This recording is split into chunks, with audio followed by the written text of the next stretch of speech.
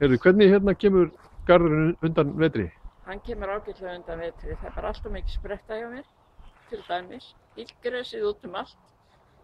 Þetta gengur hægt og rólega fyrir utan rigninguna alla. Varstu að byrja bara núna? Nei, ég er búin að vera í þessu núna bara allan maí og það sést ekki högg á vatni. En þetta er nú að koma smá saman. Þetta liggur nú allt svona hérna saman setja sáðu til. Já. Það kemur berið hérna upp. Og það er dálítið verku þegar garðar liggja saman, þá vil nú illgresi fara svona labba á milli, skilurðu. Þannig að maður þarf alltaf að vera að reyta og allt það. Og svo er svona svakalega steinþið hérna fyrir ofan sem við erum líka með.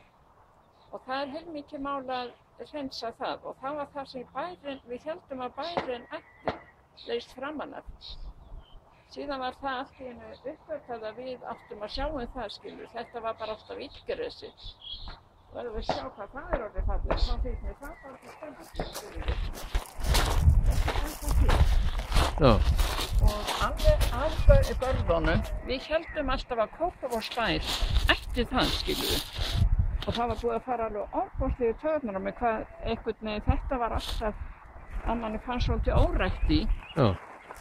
En nú útbyggum við fyrir nokkuð mörgum árum þegar þetta uppgötvaði þetta steinbed og þú sér hvað vex svakalega flott í því. Já. En hvernig lítur þetta út í vor og hvernig eru horfur í garðinum hjá þér? Sko, horfurnar eru fínar. Það er eina sem er eins og ég var að segja við áðan að ég er alltaf að berjast. Ég er svo á móti eitrun en þetta bara þýðir ekkert. Ég verð að eitra fyrir fuglunum. Þú sér hvernig þeir eru að koma upp. Og ég er búin að slá garðinn sko einu sinni. Nú er þetta komið aftur svona þannig að það vantar ekkert á sprettur. Og góðar horfur í sumar? Já. Nú það bara sólin að fara að skína meira á okkur.